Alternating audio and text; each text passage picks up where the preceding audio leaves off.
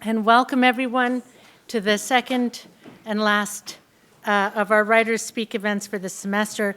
A big thank you to you all for being here, and to the director, Sunil Amrith, and executive director, Steve Beal at the Mahindra Humanities Center for supporting this series.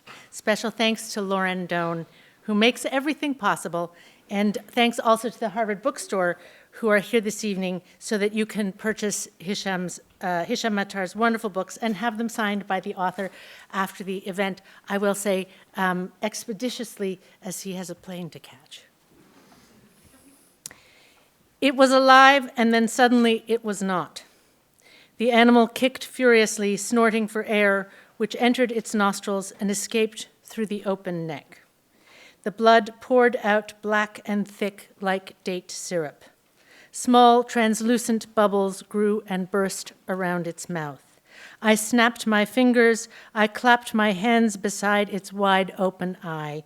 When it did not respond, I began to cry. I went back when the corpse was headless, skinned, and hanging from a pole. The layer of fat around the body was thin and luminous as a veil of clouds at dusk.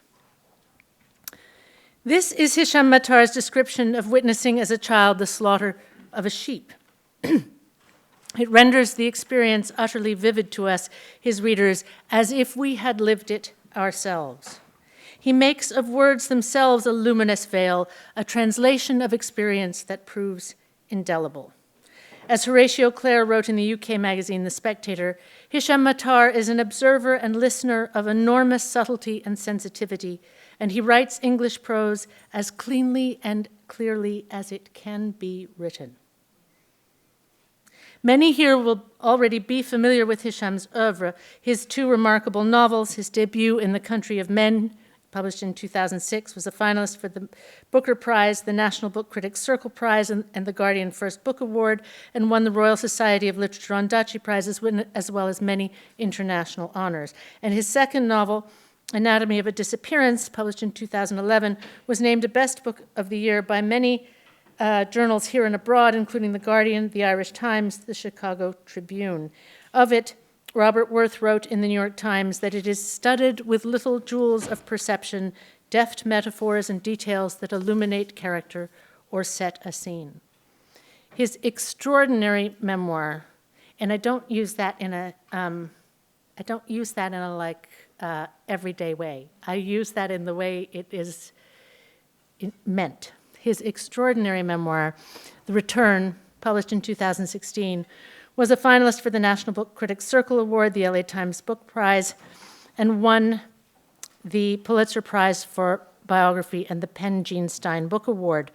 It was also named one of the New York Times 10 Best Books of the Year. All three books circle around a central narrative of Hisham Matar's life. The loss of his father, Jabala Matar, a Libyan activist and dissident who, living in exile in Cairo, battled the Gaddafi regime for many years.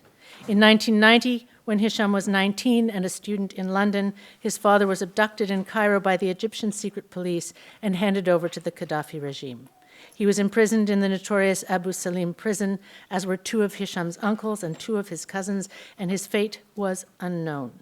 In 2012, after the fall of Gaddafi, Hisham returned to Libya for the first time to attempt to find out what had happened to his father. The resulting account is, as Colm Toybin has written, likely to become a classic, not only because of the extraordinary, riveting, and urgent nature of his experiences themselves, but also because of Hisham's wise and searching gaze, the honesty and profundity of his meditation upon those experiences.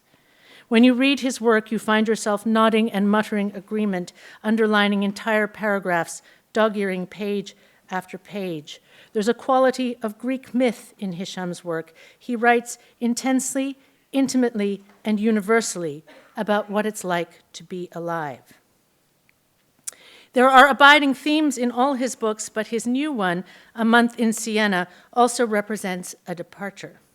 It's the account of Hisham's solitary sojourn in that city, Siena, and of the discoveries, artistic, emotional, and intellectual, to which it gave rise.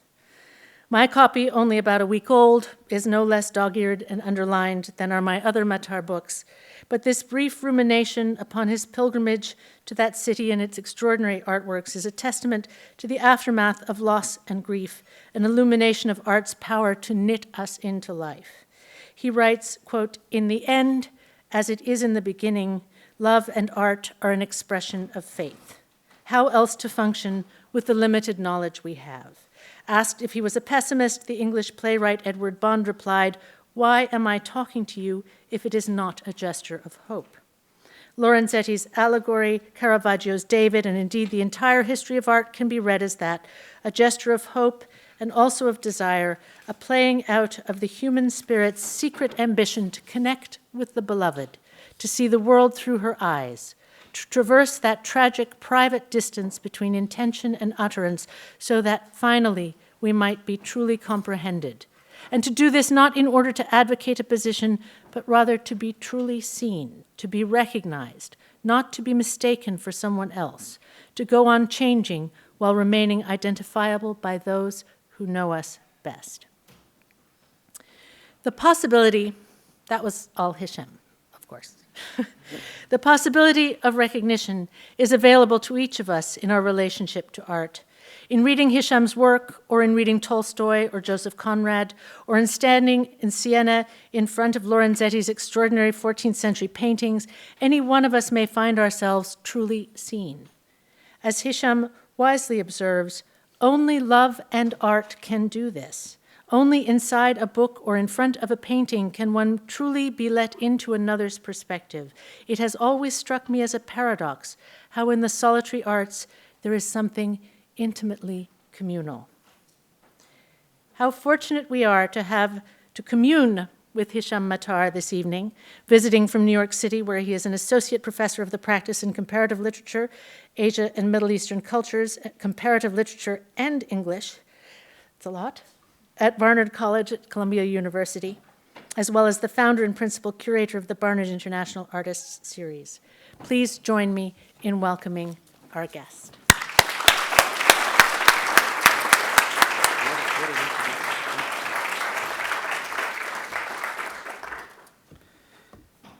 Thank you so much, Claire. I'm moved by this introduction, also not in an ordinary way. And also, Claire, maybe we should have exchanged notes before, but maybe it's better that we didn't also, because you picked out several of the lines that I was planning to read. And I think maybe as I'm progressively starting to think that there is no such thing as reading, there's only rereading, and so maybe it's appropriate that you'll hear them again. The section that I'm going to read you is not focused on Siena. So maybe,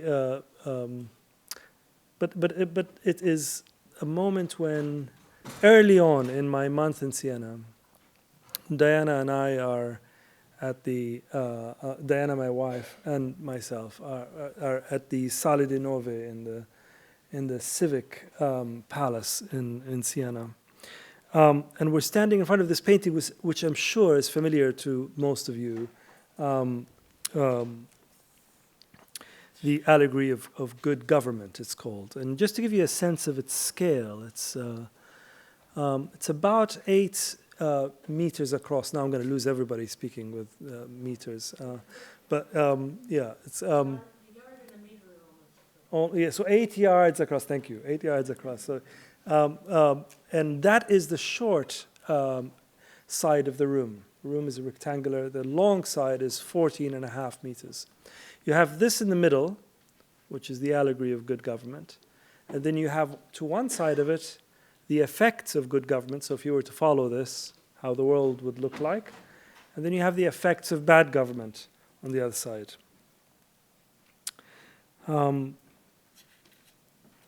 Lorenzetti was commissioned to, there are 2 Lorenzettis, of course, the brothers. This is Ambrogio Lorenzetti. He was commissioned to do this in 1338 by the magistrates that meet in this Hall of the Nine, the Salle di Nove, or sometimes called Salle di Pesce, the Hall of Peace, as a kind of altarpiece of good governance.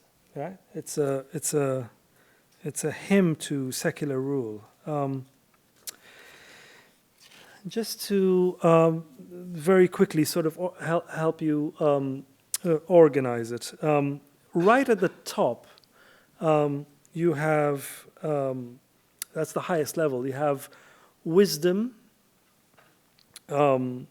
faith, charity, and hope floating, suspended, as it were. And then that's the highest level. Then the middle level is where the virtues are. And they're organized on either side of the common good, that elderly figure with the old beard that we can't somehow escape in our history. To the left of the common good sits justice. So justice is here, right, way at the left here on the throne, handing out her verdicts. And then that figure in white, leaning on those black things aren't pillows, they're armor, right? So she's peace, and in the presence of peace, there's no need for armor, no need for war.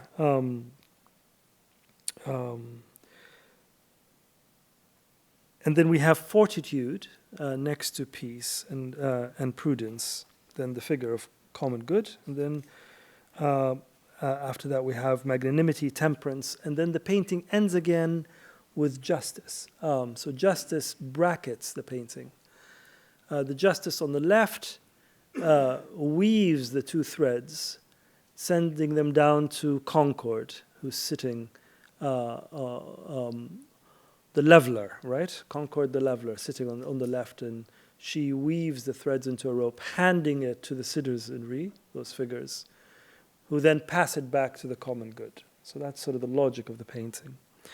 And I was, the reason I'm showing you this here is because at that moment when I was looking at it, I was struck by a resemblance between justice. You could barely see it, it's a bit cut off actually, but justice at the right here has a decapitated head on her lap. And the face of that head and the face of justice somehow got under my skin. And it reminded me of another painting. So you have to imagine the scene. We're standing in this room looking at this painting. And I am reminded of another moment and another painting. And the passage somehow tries to hold all of those things together, all those moments together, the passage that I'm about to read you. The likeness of justice and of the decapitated head resting on her lap reminded me of another painting that Diana and I had seen a couple of years earlier in Rome. As we stood in the Salle di Nove, impressions from that day returned to me with peculiar vividness. We had been to see Caravaggio's David with the head of Goliath in the Galleria Borghese, then wandered through the streets in silence, together but each occupied by our own thoughts. It was late spring. The Roman sun was out. Around noon we looked for shade. Diana spotted a green beside the Sant'Andrea al Quirinale. We lay under the canopy of a high pine. The grass was cool and accepting against my back. My head was now lower than my chest, and I could feel the blood gather between the temples. Diana lay beside me, resting her head on my chest. I remember getting that odd feeling, a sort of mystery toward my own anatomy, not entirely certain of what was contained beneath my ribcage. I felt then what I felt now, standing in the Salle di Nove, that an independent will operated these secret clocks inside of me, that the operations in every texture of my organs and the blood that ran through them belonged to some other order of existence that stood apart from my sense of myself, from my ideas and emotions. "I have such a beautiful perspective," Diana suddenly said. I continued looking at the canopy of the pine tree stretching above, the blue sky beyond it. I did not wish to be distracted from my view or try to imagine another. Besides, it was impossible to know hers, to see exactly what she was seeing. It would always be an approximation.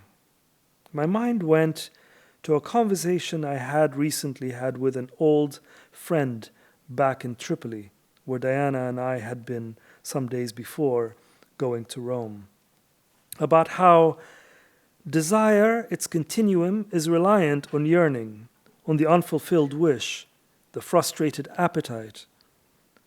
As my friend spoke, he and I walked at night through the city of my boyhood, some of its buildings damaged by the recent revolution and the civil conflict that had followed it. I was, in other words, back in my old and known city, and yet finding myself in an entirely new and changed place. Desire, my friend continued, dies the moment it achieves its end. What keeps our passion for anyone or anything alive is the promise of attainment. In other words, my friend continued with that air of confidence that I had not always tolerated during our youth, but that I now cherished. There is a contradiction between what desire wants, complete conquest, and what it needs in order to continue to exist, mystery, the unknowable. Desire is that animal that remains fit only through undernourishment.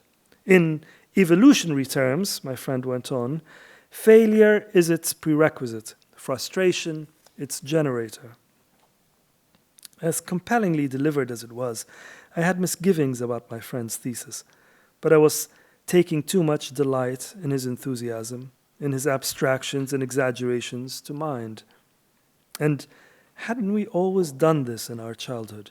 Spent hours slinging pebbles at the stars, knowing full well that, even before we fired them, the stones would fall right back, and probably on our own heads. And isn't this the way one must surely live, for all time? That the true pleasure is not in hitting the target, but in aiming at it. So I thought to encourage my friend further in his ruminations on the nature of desire by recounting to him a scene from Joseph Conrad's The Secret Agent. Adolf Verloc's cover is blown. The secret political agent's wife, Winnie, confronted with her husband's true identity and the tragic consequences of his actions, which have caused the death of her younger brother, is inconsolable. Her equable soul, as Conrad describes it, had been knocked off kilter, and the sentiment, which up to this point she had felt profoundly, quote, that things don't stand much looking into, end of quote, is no longer sustainable. The truth, at once horrible and unavoidable, stifles Winnie. She does not ask questions. She neither rebukes nor inquires. She is acting out of pure pain, but perhaps also strategically, knowing that engaging her husband in any way stands the risk of consolation. Instead, she becomes impenetrable, a blank page. And this bewilders Verloc greatly because curiosity being one of the forms of self-revelation, Conrad writes, a systematically incurious person remains always partly mysterious. It is a moment of deep desire between husband and wife, perhaps the most passionate one in the whole novel. It is when Verloc realizes that Winnie's unquestioning nature, which had helped him conceal his true identity from her, has also been working on him, making him, strangely, more in need of her. My friend, not being familiar with The Secret Agent, wanted to know more about the book. We were, or so it seemed that night in Tripoli, old childhood friends who, after 3 decades of being apart, of communicating only through telephone and letters, then email and text messages, were now sharing with the full-heartedness of rescued stowaways or vagabonds what precious stones the years had gathered in our pockets. He vowed to read the book, and I vowed to get him a copy. I did not tell him how the novel ends. I said nothing about the tragic fall of Verloc, the man who, after living a double life, still believed he could be loved for himself. The distance between where we stood now in Siena, in front of Lorenzetti's allegory of good government, and that moment a couple of years before when Diana and I had landed in Rome from Tripoli in the wake of my momentous return to my country after more than 3 decades of exile, a period of time in which I became a man, and perhaps a different kind of man from that other one I might have been had I remained in Libya. And the hours after seeing David with the head of Goliath in the Galleria Borghese, searching for shade and finding a place to rest under a pine on a green beside the Sant'Andrea al Quirinale, all seemed to fall together and collapse like a concertina of days made of the same fabric. Here we were in Siena, Rome, and Tripoli, all at once. And here we were looking at the faces of Lorenzetti's Justice and her victim, as well as those of Caravaggio and Goliath. I remembered how, on the grass in Rome, I had touched Diana's hair, which had fanned out behind her and across my chest. I remember how strange it was then to think that she had no way of knowing that my fingers were in her hair. I thought of our time in Libya, of when we had stopped just like this in search of shade under the arch of Marcus Aurelius in Tripoli only a few days before. I remembered how, when we had finally come away from the white sun and into the arch, the shade felt surprisingly cold and wet, and Marcus Aurelius's words which I had forgotten or neglected up to then to recall, had come to my mind. Love this, to which thou returnest. And for a moment I thought of speaking them out loud, but then, for reasons I still do not know, I did not. On that same day in Rome, as we lay on the grass, poets were gathering under the arch of Marcus Aurelius for Libya's first international poetry festival. I should have gone, I thought to myself, looking up at the pine tree. Why am I not there? Yet, somehow, there was the odd conviction that I was in the right place, that here was the center of my life, lying with Diana on the green next to the Sant'Andrea al Quirinale. She was breathing long and calmly, but I knew she was awake. Looking at the view above, which had probably changed a little, or as she shifted to make herself more comfortable, or had deepened as it became more intimate. I felt grateful for knowing her for so long, for sharing my waking and sleeping hours with her for nearly half of my life, for being loved for myself and able to love her for herself. It's the sort of gratitude one can never express. It certainly can never be spoken, and possibly not even written. I wondered how this picture, Lorenzetti's allegory of good government, appeared to her. I thought of what she had said in Rome as we lay on the green, "I have such a beautiful perspective."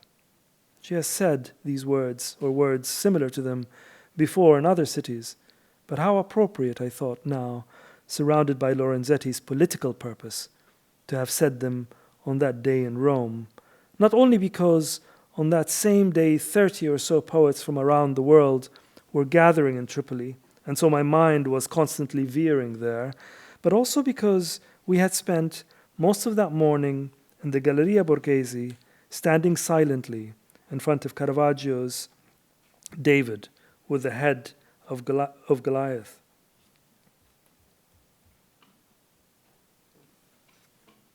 Looking at the curiously tragic, almost regretful expression on David's face as he considers his prize, the mammoth, clumsy, and bodiless head he is holding at the end of his outstretched arm, as though worrying he might dirty himself, the giant's hair almost slipping through his delicate fist. Goliath's old eyes stare into the distance, shocked, doubtful, as if caught inside a dream, or the opposite, woken up by death from the sedative cycle of the days. Whatever it may be, he is looking at something we cannot see and have never seen. We are looking at David look at Goliath, this is clear, but what remains unknown and unknowable is what Goliath is looking at. Goliath is now outside the range of our experience, and this makes everything else, the past and the future, and, not least of all, David himself, less secure. David feels this acutely. We are watching him understand and resist a new truth, that revenge had given Goliath the edge, that the moment you execute your enemy, he escapes and slips into another dimension where he can see more than you can, or that in the absence of an afterlife, their biography has closed and therefore is no longer alterable. This must be why tyrants prefer to imprison and keep alive their most ardent adversaries. They know that, like Goliath here, the dead's last argument is their silence. Why else does David's face hint at remorse? Perhaps killing Goliath had earned him a new sympathy. It is not that Caravaggio's David regrets his victory, but rather that the magnitude of his act, the scale of his accomplishment, of extinguishing another man's life, has become for him, and perhaps for the first time in his young life, clear and conceivable. He finally knows what it means to kill a man.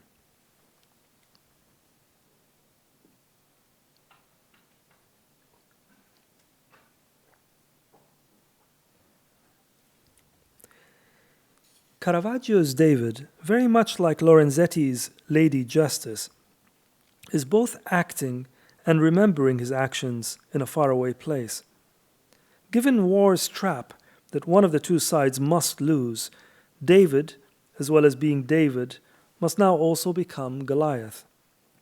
He must be both killer and killed. By removing his enemy, he must now contend with how to fill the gap, the empty space where once stood the body of Goliath. And perhaps this is why the dark practice of decapitation has returned in recent years. I wonder if, beyond the obvious motives of a beheading to deal the enemy a final blow by separating their head from their body and therefore not affording them a dignified burial, to make a prize and an example of the fallen, to dislocate and fragment a person's body in the hope that that would disfigure their ideas, beliefs, and memory, there may be, lying beneath all these, a deeper desire, that beside being an act of final punishment and desecration, a beheading is also an expression of the private impulse literally to take the place of one's adversary, to carry their head above and occupy the place where their body had once stood, to walk where their feet had once trodden. Nicolas Poussin understood this. In his The Triumph of David, which hangs in London's Dulwich Picture Gallery, he depicts David entering Jerusalem, carrying with some effort on a thick wooden stick the heavy head of Goliath. Poussin opts for a theatrical scene. His David is wet-lipped and naive, surrounded by the admiring and the curious, as well as by those caught unawares. One mother sheltering her children behind her back, another excitedly encouraging her boy to look on. Like an incredulous young athlete, Poussin's David has yet to stomach his unlikely victory and its implications. Held high above him, Goliath's grey face is both that of the captive, but also of the captivated. For he appears to be, in the silence of his death and in the inner gaze of his large shut eyes, caught in the throes of some deep feeling, some terrible but noble dream. And the way Poussin chooses to position David's and Goliath's heads, one on top of the other, or one, David's, inside, seeming to have emerged from inside the other, Goliath's, further advances this hypnotic correspondence between the two men. It is as though they are both one and the same person, but at different points in his trajectory, or that they are, perhaps, father and son. By contrast, Caravaggio's David stands alone. His business with Goliath is a private affair. Nothing but darkness surrounds them. This is the intimacy of adversaries, which is equal in its intensity with that of lovers. David's blade, lean and clean and shiny, rests on his thigh, just above the groin. Why? What is that detail supposed to mean? Why the close proximity between David's blade and David's penis? Perhaps at the moment of murdering Goliath, David fathomed the extent of his desire, had understood the true scale of his own passion, and that something about this had unsettled him. Perhaps the moment he ended his opponent's life, David was overcome by the temptation, now forever thwarted, to try to see things through Goliath's eyes. Perhaps at the moment David understood the fault, that because of the adamance of our beliefs and passions, each one of us must live restricted by his or her own perspective, and that this has something to do with redemption, that our redemptive instinct is found in our unequivocal sympathy for our enemy, and that to be a man is to live in the constant unresolvable tension of these two poles. Away from the extremes of enemies, a similar desire exists between friends and lovers, perhaps more intensely between old friends and old lovers. Maybe my desire to see the green beside the Sant'Andrea al Quirinale, or Lorenzetti's fresco, or Caravaggio's painting, or life itself, through Diana's eyes, is the expression of my hunger to achieve, in the words of my Tripoli friend, complete conquest over her, and to resolve once and for all the mystery of her consciousness.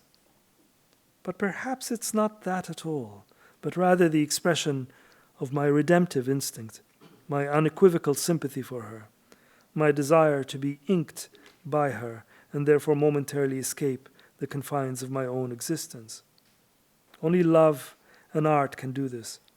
Only inside a book or in front of a painting can one truly be let into another's perspective. It has always struck me as a paradox how, in the solitary arts, there is something intimately communal, and it suddenly became doubtful to me as we lay in Rome, as indeed it was now standing in the Sala di Nove in Siena, whether I would have written anything or could ever write anything if I had never loved. Implicit in the act of creation is praise, of discovering and naming the world, of acknowledging it, of saying it exists. The French artist André Cartier-Bresson had once described taking a photograph as saying yes. Not the yes of approval, but that of acknowledgement. In the end, as it is in the beginning, love and art are an expression of faith. How else to function with the limited knowledge we have? Asked if he was a pessimist, the English playwright Edward Bond replied, "Why am I talking to you if it is not a gesture of hope?" Lorenzetti's Allegory, Caravaggio's David, and indeed the entire history of art can be read as that, a gesture of hope and also of desire, a playing out of the human spirit's secret ambition to connect with the beloved, to see the world through her eyes, to traverse that tragic private distance between intention and utterance, so that finally we might be truly comprehended, and to do this not in order to advocate a position, but rather to be truly seen, to be recognized, not to be mistaken for someone else, to go on changing while remaining identifiable by those who know us best. Lying on the grass in Rome, Diana placed a hand on my thigh and sat up. Her back suddenly seemed an extensive and sweeping geography in the luminous and open day. The places where she had been, my stomach and chest, the spot on my side where her hand was resting, all felt cool and exposed. "What a beautiful place," she said. I came up on my elbows. I feared she might stand up and say, "I'm thirsty," or "What shall we do next?" or "Come on, let's go." She looked out at the people passing by. Someone had been watching us all along. A man, about my age, sitting on a bench on the opposite side of the green. I wondered how we appeared to him. Perhaps Diana too was thinking the same. But then she lay back down again, and her body found the exact places where it had been before. And in that moment, this seemed miraculous. Okay, thank you. Thanks.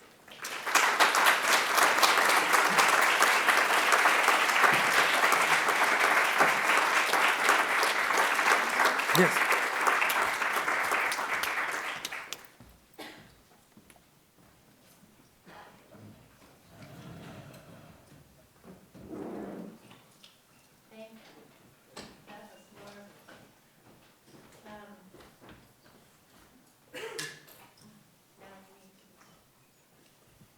So these can go anywhere.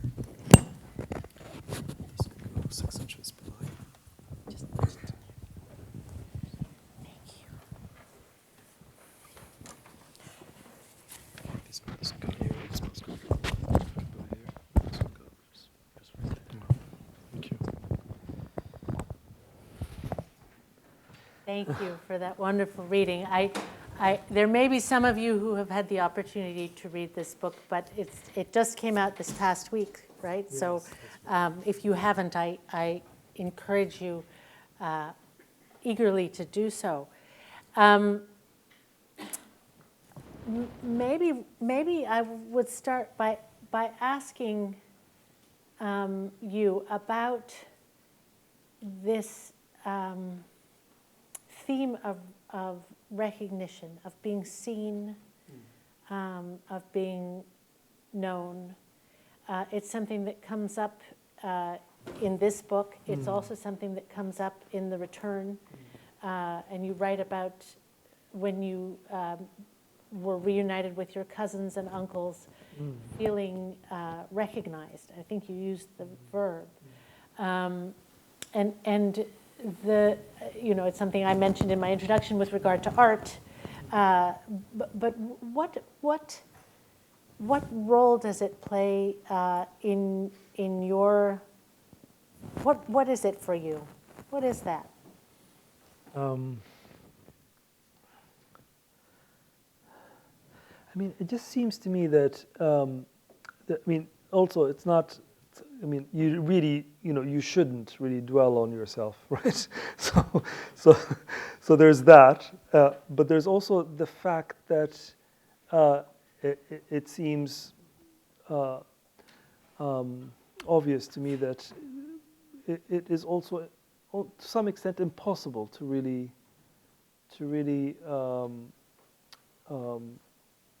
know yourself. It's a terrible phrase, but to sort of have a measure of who you are. It seems to me there's an interesting impossibility there, right? That whatever you do, you're going to blindness and insight, right? Yeah. Right? Some combination. Therefore, it seems that our relationship to things and people are occasions for various sides of us to be illuminated or teased out. And this is, I mean, I'm stealing this idea because this is an idea that Proust has, no? This idea that that Proust proposes the idea that the whole purpose of social relations is that they can bring out in you, they can illuminate to you who you might be, and those things that you might be are also mobile. So it's a space of great instability but also vibrancy, and maybe there's a mercy to it, because also knowing yourself seems to me also a problem. Like, what if you could imagine this another option where you could actually pin yourself perfectly? That also seems not particularly interesting. And so one of the things that art does, I think, is that, right? It's also like those really fine social engagements, with a certain people that you feel get you or open something in you or make certain things in you possible. I've always found that very interesting. I'm sure as everybody here, people that are just objectively very interesting, but they don't make you interesting. No, there are people, and Yeah. there are people you've like, wow, I'm boring with that person. Yes. And that doesn't feel good. And then there are other people where you are somehow more, right? Yeah. So I think it's something around, something there somehow, something. And I think the works of art that I'm showing, I'm not necessarily, of course, arguing that they are objectively exceptional, although I do think they're exceptional. Yeah. But they are but they're also they occupy certain moments, in moments of revelation or moments of. They're really conversations, I think. That's also why I keep going back to the same things, and I do a lot of rereading, because I like the extended conversation with these works. That evolves. Yeah. I don't, I think. Sorry, I'm digressing, but there is. We do function sometimes under the assumption that the point is to exact a mastery on a painting or a book. Like, you read it in order to, and I think I'm much more interested in what sort of possibilities of engagement with it might be available. It's on some level collaborative, I think. So did you? I mean, you write about the fact that Siena that these artworks had long been very important to you. Yes. Yeah. And that you went there as if to Mecca or something. We went and Siena actually lived up to your expectations. It did not disappoint you. It did. I hope I'm not offending anyone. I really dislike Tuscany. I think Tuscany is it's self-satisfied. It's not. I'm very much a southerner, so take me to Naples, take me to these places. Palermo, that's where I come alive. Or Rome, maybe. And Rome is all too north. Like, that's the edge.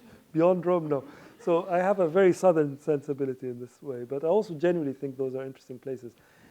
Tuscany is very, staid. But I've had this unusual, inexplicable attraction to these paintings. From a very young age. Well, not very young. I was about 19 when I first saw them. And, I come from a different world and a different tradition, because their paintings are mostly about, not the one I showed you, but a lot of the Sienese paintings are, iconographic Christian paintings, right? And so they just seemed foreign in a lot of ways. Temporally foreign, but also the subjects, for a lot of the references I didn't know. And they're very easy to misread as paintings for prayer, right? Whereas I think what's really interesting about them is that it's clear that those people, Duccio, Simone Martini, Lorenzetti, all that group stretching 200 years, were really interested in human life. They're interested. So they'll paint the mother and child, but they seem, to me at least, to be thinking, what is it like to be a mother? What is Right. it like to be a child? That child and that mom. What is that like? You know, and so they're thinking about human life in a wider sense. And so I found them very, very curious, and I couldn't explain to myself or to anyone why I kept returning to those paintings, because they certainly weren't cool, right? They weren't the cool paintings, at least in the time when I was in my 20s. You know, the cool paintings were others. You go, I don't know, Scream, that's a cool painting. And so I sort of sustained this interest in them for a long time. And the deeper the interest became, the less able I was to explain it to myself, and the more my relationship to Siena became complicated. It's not a relationship because I've never been there, So I said, but I mean, I didn't want to go. I thought I'll save it for when I have a good stretch of time that I can go and spend time there. And you're right, it did live up to it, because it's. I think, this is to me, I don't know the reason for this, but I think there is something that happens in certain encounters that we have with books, with people, with cities, that it is reliant on some kind of trajectory, on some kind of curated sort of time movement. That if you meet that book or that person at the wrong moment, things are not going to come alive. But you meet them at the right moment, something occurs, and I think that happened for me there. And the city it lent itself to me. It became available and full of resonance. And I felt, it's sort of the best sort of relationship. I felt flattered by it, and I believed that it was flattered by my interest. It was sort of, it was very dynamic, and I didn't know whether I could have that sustained for a month, but I did. It was very, very, very really interesting place. You also write. I mean, you went there after you finished writing The Yes, Return. yeah. And you write about it as a place that you realized in one moment when you were when you were in the cemetery that you went there to grieve alone. Yes, I went in that window of time between finishing The Return and before it was published. So when it was still a kind of private act. Sort of liminal, right? Yeah. sort of hiatus moment. Yeah, and those moments are very, I think, with time, I find them more and more interesting, and one should savor them, because there are those moments when you are in some way, you are excited, relieved, exhausted by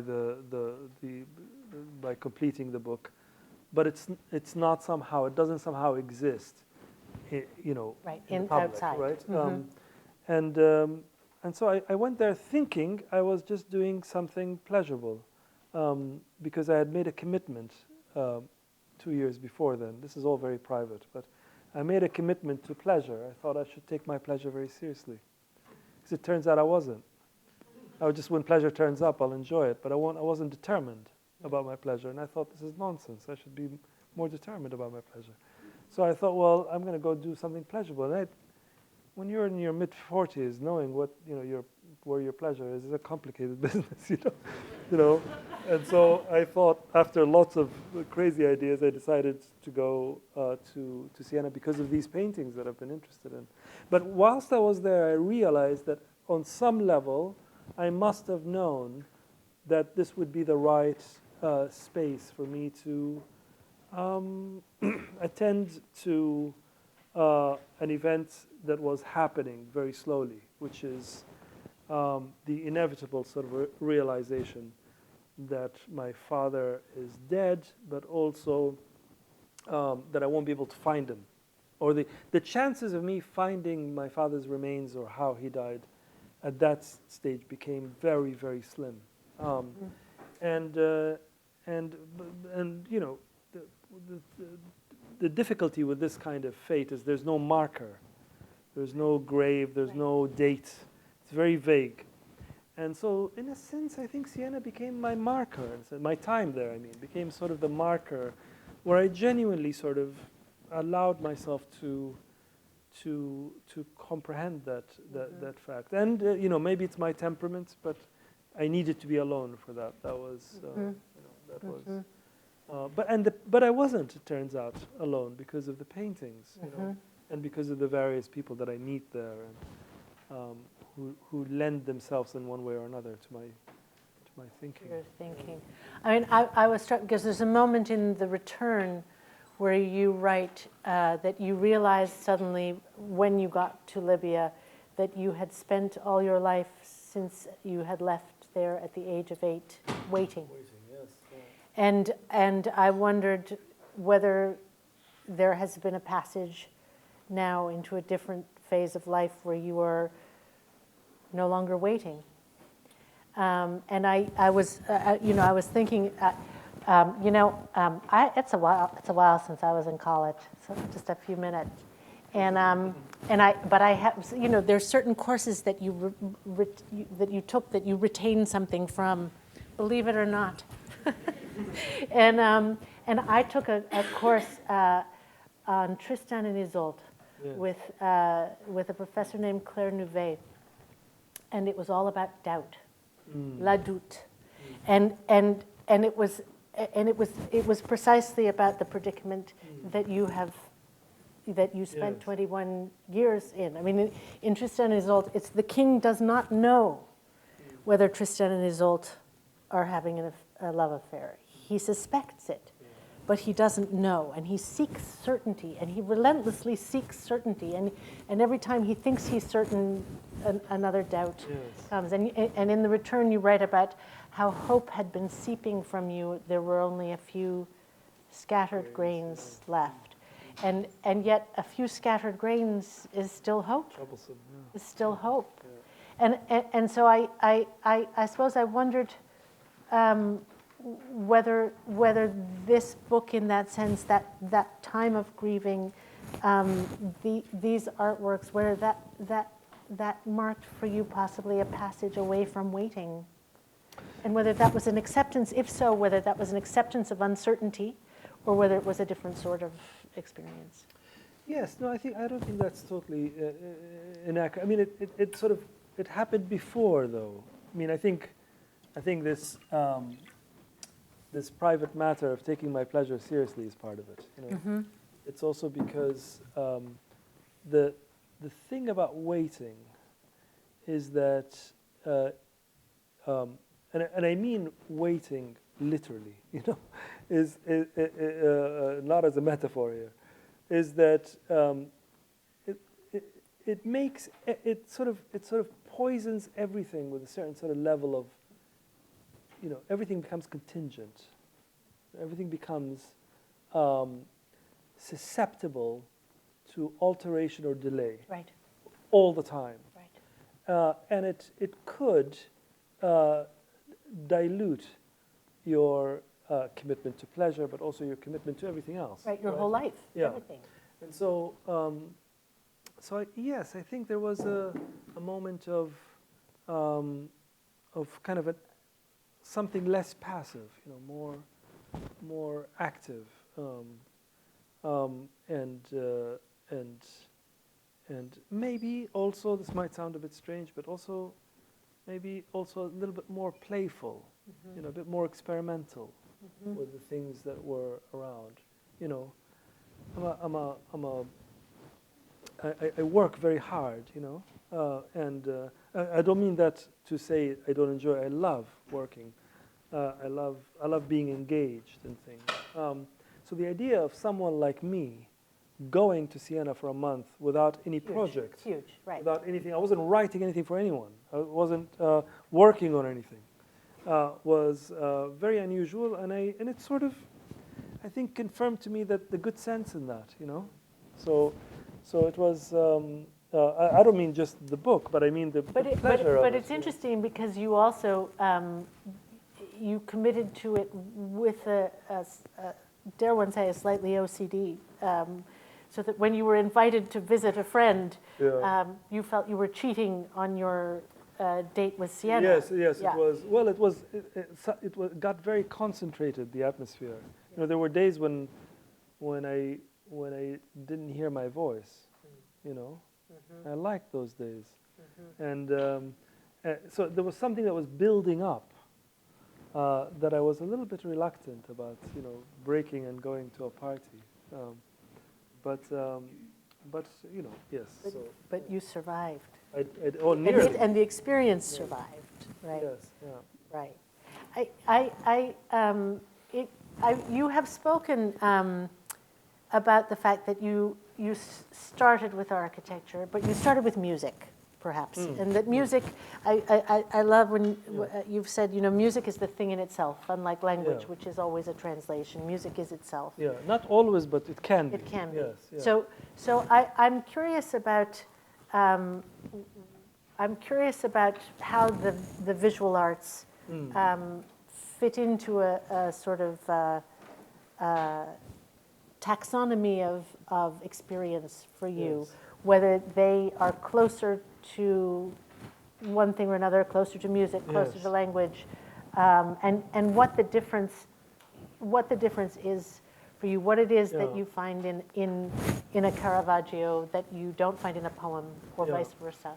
Yes, I think we all suffer our prejudices, right? And this is one of mine, which is that I'm really I find it very difficult to not, and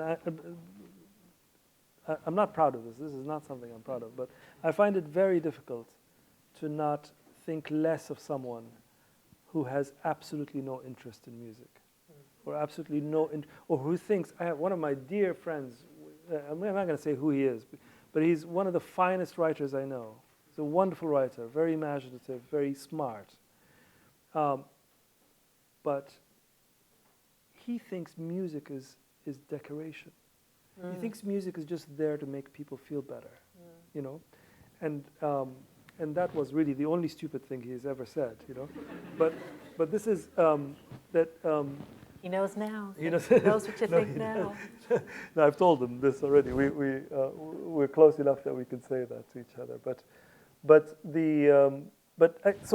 So I'm stating the obvious here, that these things are all important. But I also think, actually, they are part of my shock when I discovered that somebody who has such a refined sense of literature has absolutely no interest in music or painting, is because they seem to me very, very connected.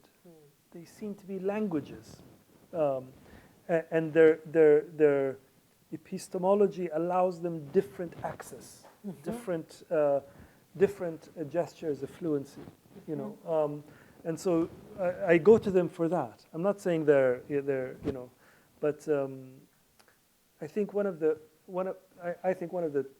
great artists of our time is a Polish pianist and conductor, Krzysztof Zimmerman, with one M, Zimmerman. And he thinks, and he says this thing that is very curious, and I think is very true. He says music, he gets a little bit uncomfortable when people put too much stress on the phonics, on this new system of recording and this, because he thinks it all misses the point, or pianists, they get overtly anxious about the piano. Sviatoslav Richter used to say, the wonderful Russian pianist Sviatoslav Richter used to say that your piano is your fate. You never choose it. You just turn up and play whatever piano's there. And Krzysztof Zimmerman says that music is not notes. That's not what music is. Music uses notes so as to discover the shape of the human soul. That's what it's doing. It's the fact that it's notes is just beside the point. That there is something else called music that isn't notes that I find so very interesting, and I think it's true with literature. I think literature is not words or the library.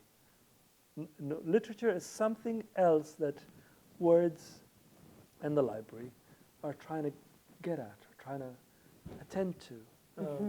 So it's not that there are different languages that are translating the same thing, but that they have a different approach, a different mode, a different philosophy maybe. They have a sense, painting thinks about the world in a certain way, in a certain attitude, with certain curiosities. It's stupid to generalize painting. Well, there's a whole world of it. But, the other thing that I find interesting about it is that it's so explicit you know. So if you've seen this, if you just looked at that for 3 seconds, or if you looked at it for a lifetime, had it hanging in your home, who's to say whether you've seen it the first time or seen it? You know, it's so deceptive because it's there. It's got a very clear border.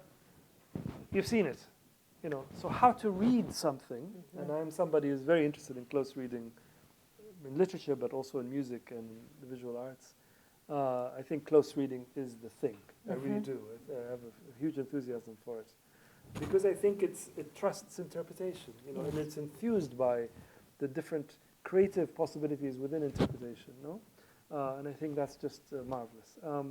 And so the painting, I think, can cheat you with close reading because you can say, well, I've just seen it, you know. So I think how to look at a painting is also a question for me, which is why I keep returning in this kind of spastic way of mine, just going back to the same paintings all the time. Just so you know, Hisham sometimes goes back every week for a year to look at the same painting. I'm afraid that's a He really problem. looks at the painting. Yeah. He really looks at the painting. Yeah. Because I think it becomes what I was talking about earlier, that it becomes a kind of conversation. And it becomes a location, a place that you go that curates certain enthusiasms or ideas, introduces you to certain things that you might be thinking about. A bit like, you know, abbreviated version here with what I've done with these paintings. But over a long period of time, because they're mobile and you're mobile, you're changing. So there's a lot of that's also what I meant by it's a work in progress. As you change, the experience changes. I want to open it to questions, but before I just one last. Yes. Sorry. Yeah. So this is something that you wrote. There's a piece you wrote in The Guardian, I guess 2016 maybe. But this relates to speaking of different languages. I am a Libyan who writes in English. I write in a language my father did not wish me to write to him in. Yet the most consistent response to this fate has not been sorrow or unease or shame or, for that matter, pride. Even the obligation to justify myself is slowly leaving me. What remains is a writer's devotion to his craft and the daily occupation to express the soul's 3 chambers, memory, curiosity, and will. Even during the years when I struggled with this question of writing in a language that was not my own, or a language that once had not been my own, a language, in other words, I had to make mine, I never worried about it when I wrote. Such doubts and confusion come only when I'm stuck or depressed or lost or inarticulate, as though the issue is connected to expression, as though the question of what language to write in gains its potency from the risk of running out of things to say.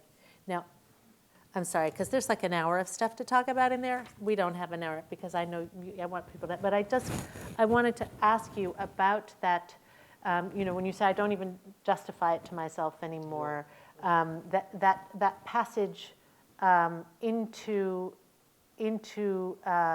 you say, I guess maybe it's elsewhere, but or did I just read it aloud? You know, a little confused. But that it has become the language in which you remember the life before, or in which you talk about the life before. Yeah. That the memories weren't lived in that language, but that's what you write in. And I guess we were speaking earlier in the day about the experience of when writing's going well and how it's, you know, this extraordinary aliveness. But I'm wondering about your relation to language and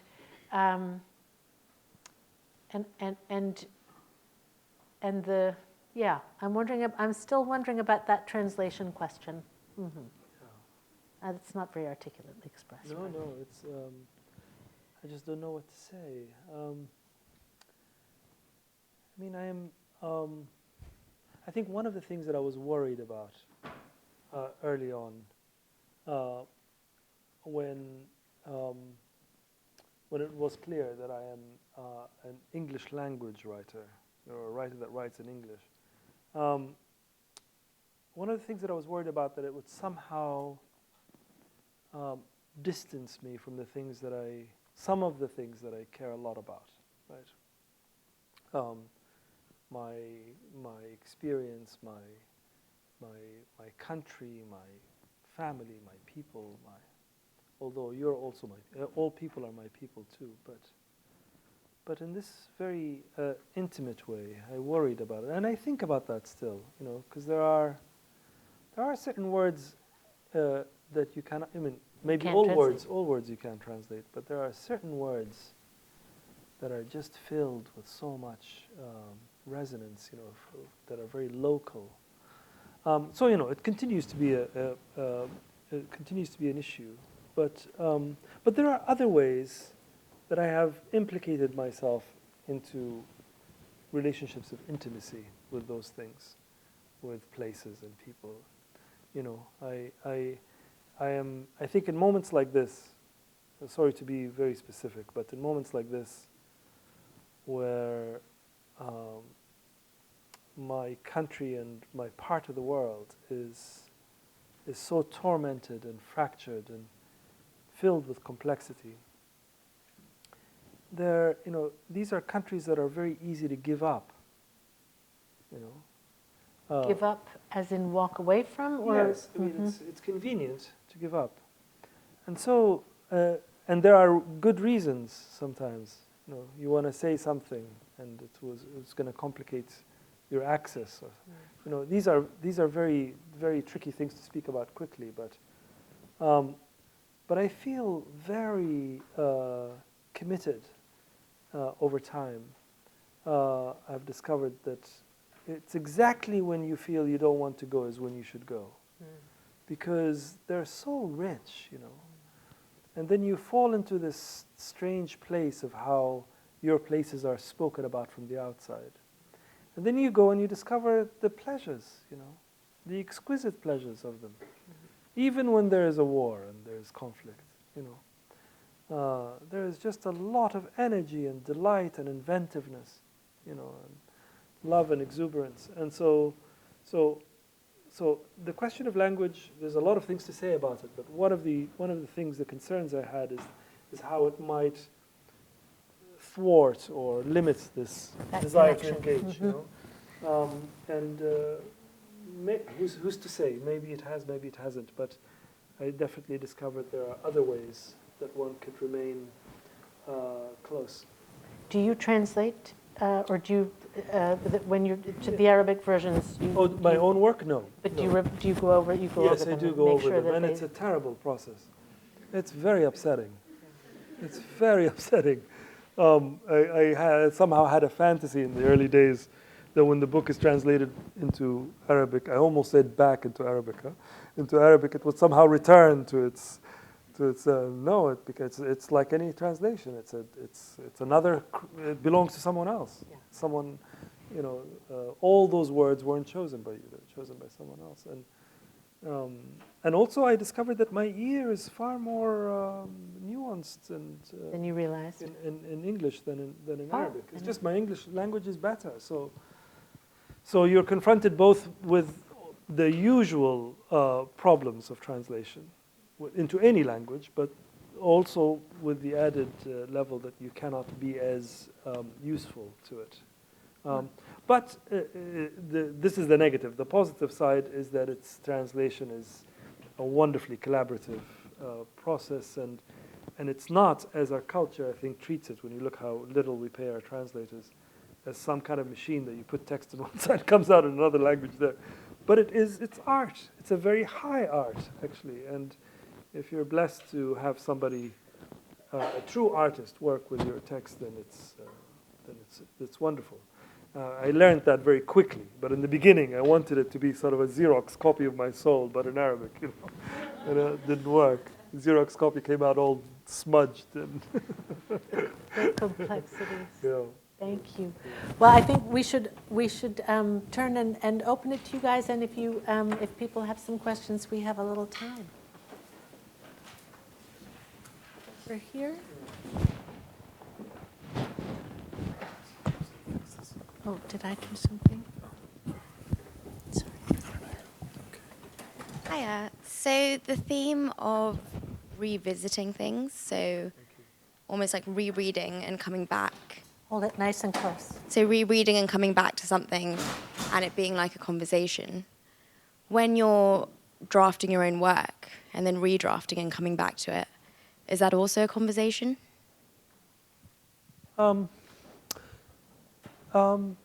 Yes, I suppose so.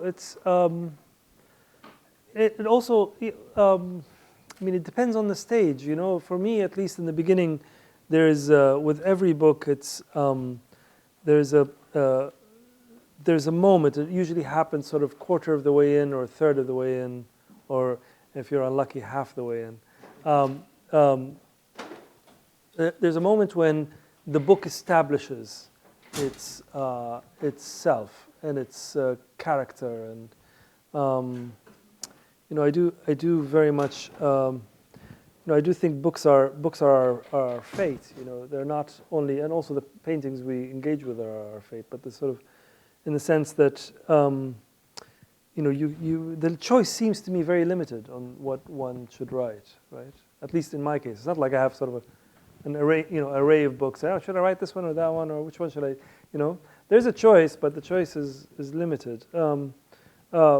And so the point then becomes, how do you close read the book? You know, once you've got enough of it there, how do you lend your best self to it? To try to figure out what it is, what it wants, what its appetites are, what its mode, its character, the way it moves. You know, books do come with their tastes too. You know, with their and they have their likes and dislikes. They have situations where you put them and they'll become stiff, and other situations where they're very expressive, or maybe giddy and silly, or you know, there's a range, you know, and I love that moment. It's a moment when maybe this is a bit of a prosaic example, but you know those very good parents, you know, that could be sort of, they don't indulge the child and spoil them, but they aren't also so, you know, harsh.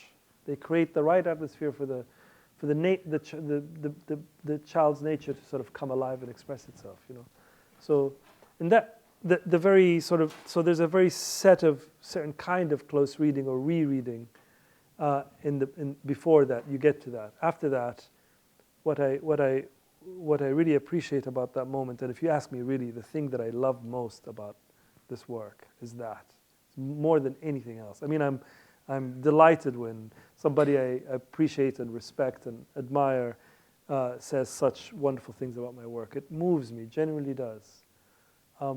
But I think at the center of my true sort of delight when it comes in my relationship to my work is that moment when you become the servant, when the book says, okay, this is what I want, now this is what you need to do, you know.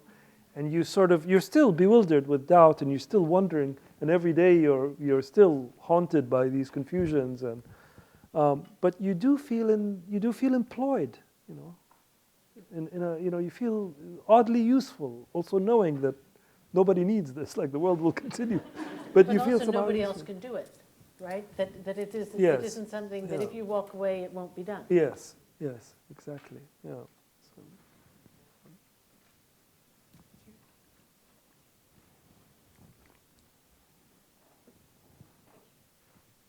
Thank you, Professor Matar, and for the talk and for your work. If you all will forgive me and you'll indulge me, Professor, in the interest of this collaborative work of, you know, this kind of craft and artwork, when I read The Return before I read your novel, and it created a ripple of change in my life that's probably imperceptible in my consciousness and my thinking. It created a practical change in my life that I wanted to share with you, if you'll allow me, which is that, and I don't know how much you will relate to this or the people in this room will relate to this, but I'm begging your indulgence. When I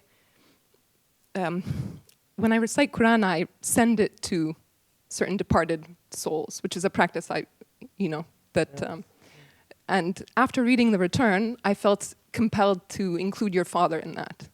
And that's a kind of maybe ripple in the world that you might not be aware of, or I don't know if somebody said this to you before, but it exists, so I wanted to share it with you. When I read your novel, this feeling of mutual kind of understanding was so acute for me that I couldn't read more than like a page or two at a time. I had to kind of step away and come back and step away and come back, because whatever space it was that it put me in, it was viscerally painful. It was a painful reading experience, which is not to say that it wasn't an excellent work, but it was difficult. And I wanted to know, in this idea of like mutual understanding, if the work of writing for the writer is getting that thing on the page, right, that thing which is not the words or the library, and the work of the reader is seeing it, is there anything beyond this that you as a writer want from your readers? Because perhaps I can say that in reading your novel I experienced that, but I wanted to do more, and I didn't know what. So I'm wondering, as a writer, what do you want from your... Is there anything you want from us? It's a beautiful question. Beautiful question. I'm really touched by what you said. Thank you. So I think the baseline is I don't know.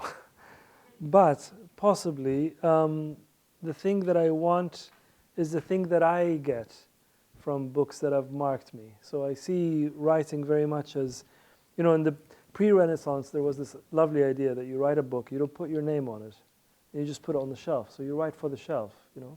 And I love this idea. So as a way to contribute, to give back to the shelf that has given you so much. So writing in that sense also, I think. But also, you know, those books that have marked me, they sort of, they allowed me occasions to recognize myself, to find myself in the most unlikely places, you know. And I felt connected. I don't mean just socially, like I'm not alone, but I felt honored, you know. I'm very moved by the experience of being a human being. And I'm moved by it because it's so phenomenal and intense, and it's filled with great sorrow and great joy, and it's the one thing I'm most ashamed of, and it's the one thing that I'm most proud of. You know, it is just to me, I can't get over. You know, I haven't quite gotten over yet being a human being,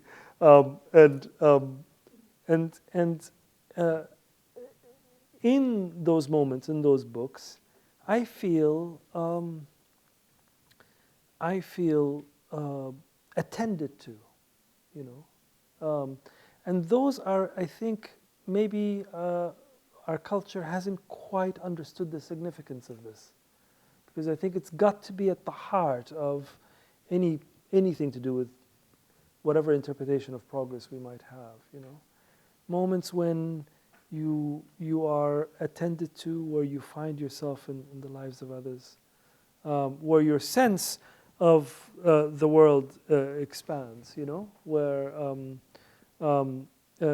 so maybe, you know, in some wildly ambitious way, I'm hoping that, maybe, or delusional way, you know, I'm hoping that I might give that pleasure to others as I have been given it by so many, you know, on some level. But I you know, beyond that, I don't know. Yeah, don't know. Yeah. We have time for just one more question. So, Thank you very much. I actually have two quick questions. The first one is, sorry, Hey, found out by very now. quick, very quick. You found out by now I'm very Arabic. I give very long answers. I'm very Arabic too, so, you know.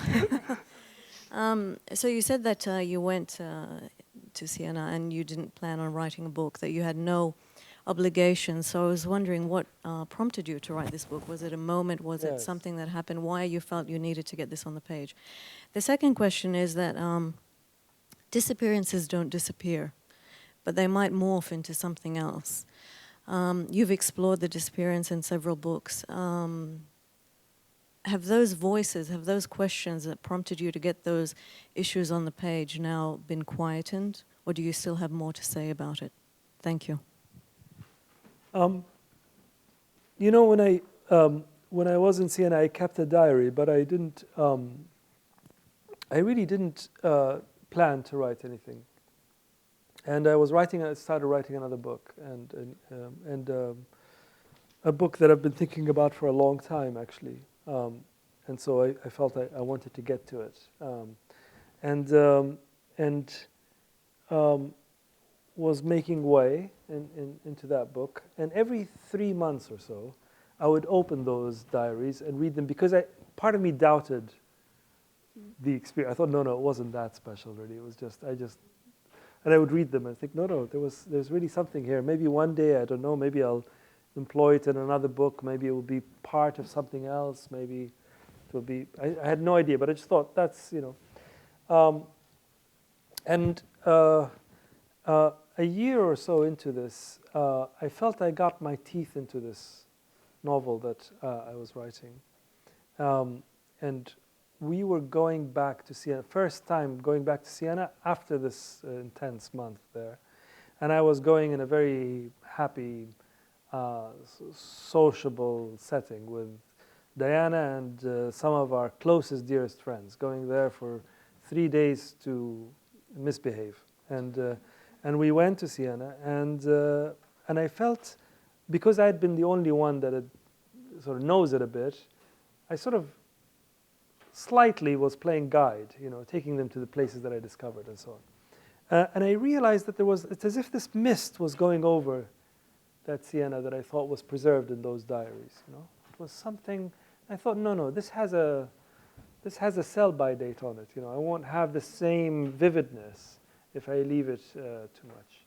A combination of that and a combination of the feeling that on the way to Siena, this time with friends, and a year of working on this new book, I had given my first and most critical reader, my wife, the first 60 pages of this book. So she hadn't read anything of this, I guess. And we were on the plane. This was terrible for me, because I'm sitting on the plane, she's reading, and I'm just fretting. I'm trying to pretend that she's not reading and misreading every certain. If she moves like this, oh no, it's not. So, and then by the end, she reads it, and she really felt very passionate about it and positive about it. So I somehow felt that maybe it's well enough that I could leave it for a bit and spend a few months writing Siena, or trying to write it and having a go. So that's what happened. When I came back to the novel, it took about 3 months for it to agree. It was as if it was, who do you think I am? Well, I think I just said, waiting for you. I felt that a bit. So when is it coming? The When novel. yes. Well, I'm still working. I'm still working. And the second question was, yes. Well, I don't know.